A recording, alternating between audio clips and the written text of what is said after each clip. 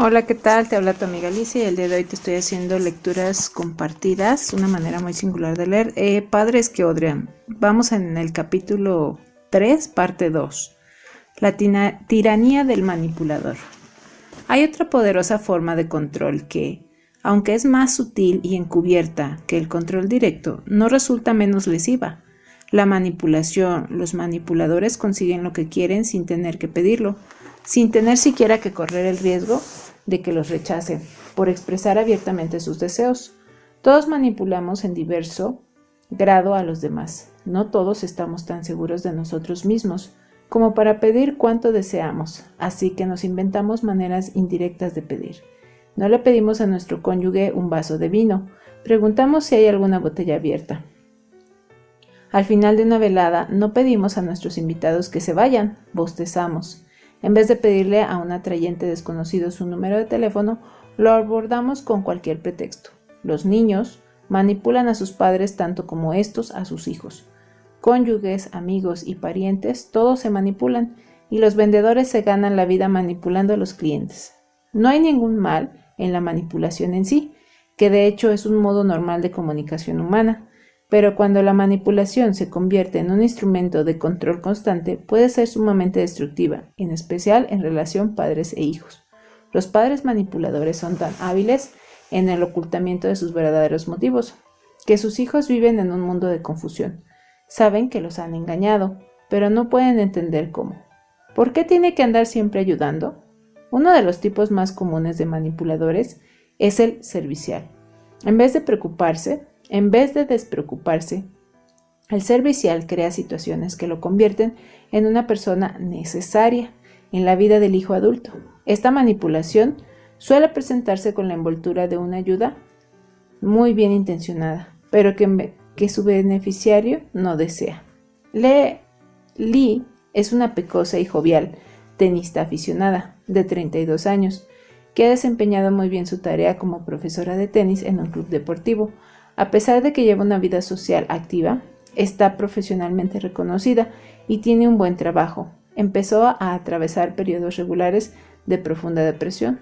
Su relación con su madre no tardó en dominar nuestra primera sesión. He trabajado muy duramente para llegar a donde estoy, pero mi madre me considera una incapaz. Toda su vida está centrada en mí y desde que murió papá ha empeorado.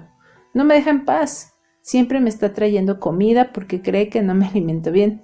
A veces vuelvo al apartamento y me encuentro con que ella ha venido a hacerme el favor de limpiarlo. Sí, hasta me arregla a su gusto la ropa y los muebles. Le pregunté si alguna vez le había pedido sencillamente a su madre que dejara de hacer esas cosas. Se lo digo siempre. Y entonces se pone hecho un mar de lágrimas y me pregunta que qué tiene de malo que una madre ayude a su hija querida. El mes pasado me invitaron a jugar en un torneo en San Francisco. Mi madre empezó con el disco de lo lejos que era y de que no podría conducir sola durante un viaje tan largo, así que se ofreció a ir conmigo. Cuando le dije que en realidad no era necesario, reaccionó como si estuviera tratando de privarla de unas vacaciones gratuitas, así que al final tuve que ceder. Yo deseaba estar sola estos días, pero ¿qué podía decirle?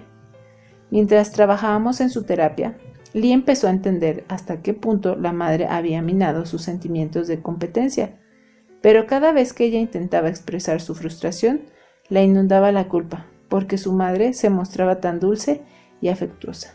Lee estaba cada vez más enojada con ella, pero como no podía expresar sus sentimientos, tenía que contenerlos, hasta que empezaron a canalizarse como depresiones. Claro que la depresión no hizo más que cerrar el ciclo, ya que la madre jamás perdía oportunidad de decir cosas como: «¿Qué apagada estás hoy? Te preparé algo apetitoso para levantarte el ánimo». En las raras ocasiones en que su hija conseguía reunir el coraje necesario para decirle cómo se sentía, la madre se convertía en una lacrimosa mártir. Invariablemente Lee se sentía culpable e intentaba disculparse, pero la madre le cortaba en seco como un «No te preocupes por mí, que estoy bien». Lee estuvo de acuerdo conmigo cuando le sugerí que, si su madre se hubiera mostrado más directa al pedirle lo que quería, ella no se habría sentido tan enojada. Es verdad, si pudiera decir simplemente que se siente sola, que me echa de menos y le gustaría que pasáramos más tiempo juntas, Por lo menos yo sabría con qué tengo que vérmelas y tendría algunas opciones, tal como es ahora. Es como si ella se hubiera adueñado de mi vida.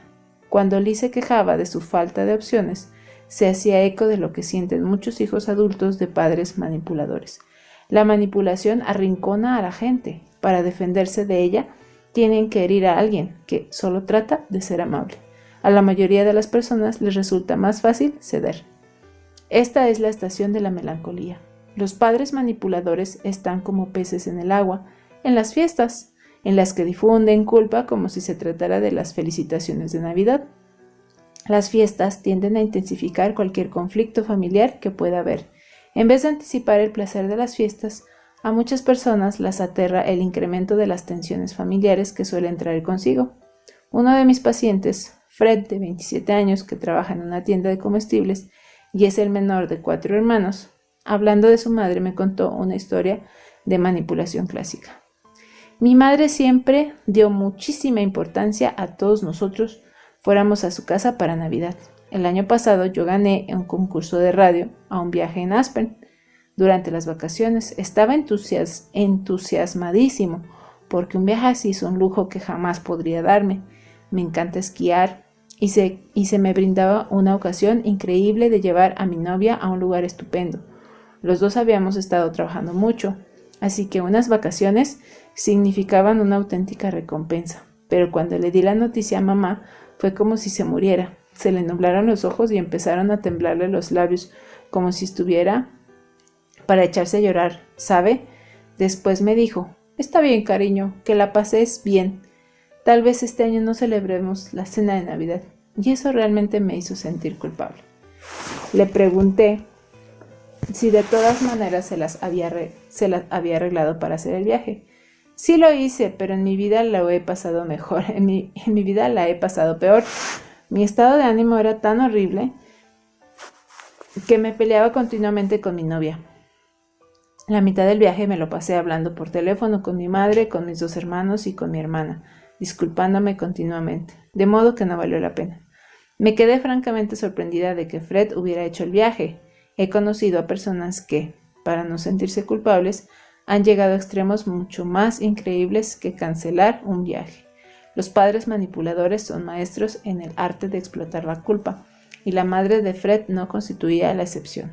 Claro que la cena de Navidad se hizo sin mí, pero mi madre se sentía tan desdichada que por primera vez en 40 años se le quemó el pavo.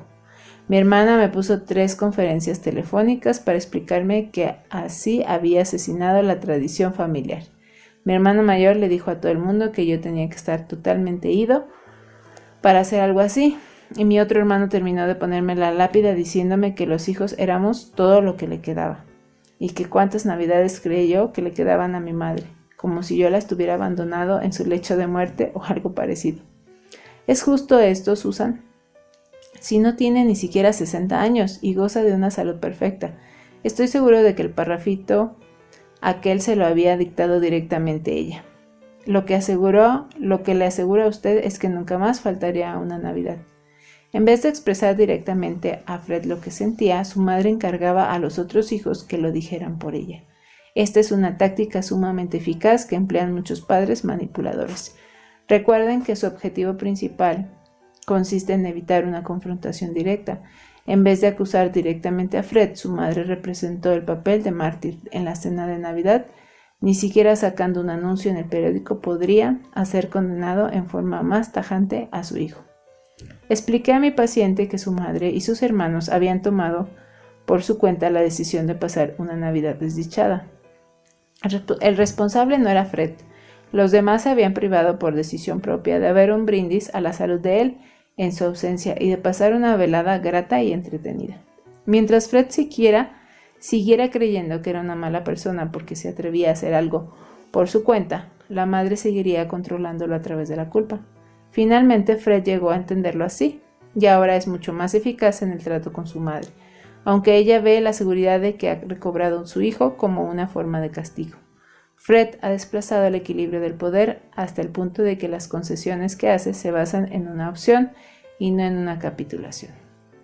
¿Por qué no puedes parecerte más a tu hermana?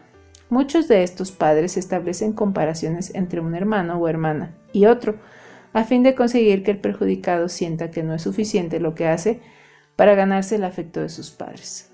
Esta actitud impulsa al hijo a hacer cualquier cosa que ellos quieran para recuperar su favor. Esta técnica de divide y vencerás se desencadena con frecuencia contra los hijos que se independizan demasiado y amenazan así con romper el equilibrio del sistema familiar. Consciente o inconscientemente, estos padres manipulan una rivalidad por demás normal entre los hermanos hasta convertirla en una pugna cruel que impide el desarrollo de vínculos fraternales sanos. Los efectos tienen largo alcance, además del daño evidente que causan a la imagen que el hijo tiene de sí mismo. Las comparaciones negativas crean entre los hermanos celos y resentimientos que pueden teñir su relación para toda la vida. Rebelde con causa. Cuando el control ejercido por este tipo de padres es intenso y nos intimida y genera en nosotros un sentimiento de culpa o nos lesiona emocionalmente, por lo general reaccionamos de una de estas dos maneras, o capitulamos o nos rebelamos. Ambas formas de reacción inhiben la separación psicológica. Por más que pueda parecer que la rebelión significa precisamente lo opuesto, la verdad es que si nos rebelamos, como reaccionan nuestros padres, estamos tan controlados por ellos como si nos sometemos.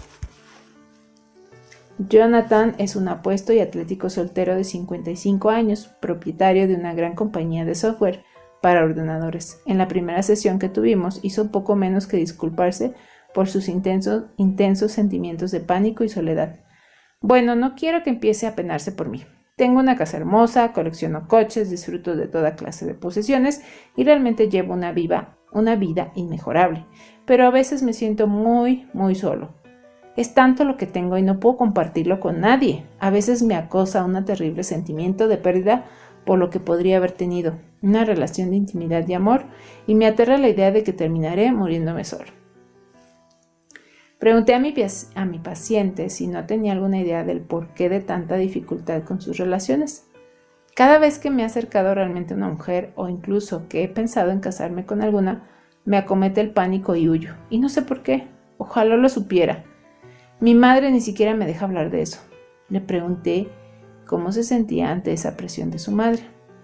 A ella le obsesiona que yo me case. Tiene 81 años, buena salud y un montón de amigos, pero me da la sensación de que se pasa todo el día preocupándose por mi vida amorosa.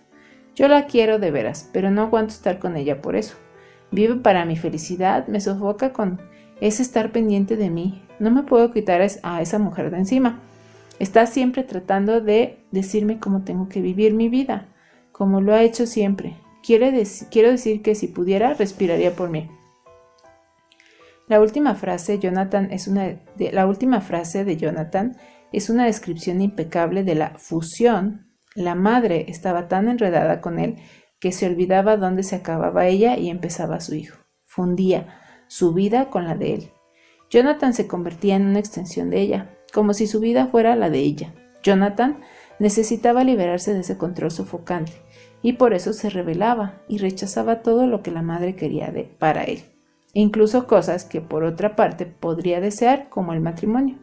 Le sugerí que quizá estuviera tan empeñado en rebelarse contra su madre controladora que estaba pasando por alto sus verdaderos deseos.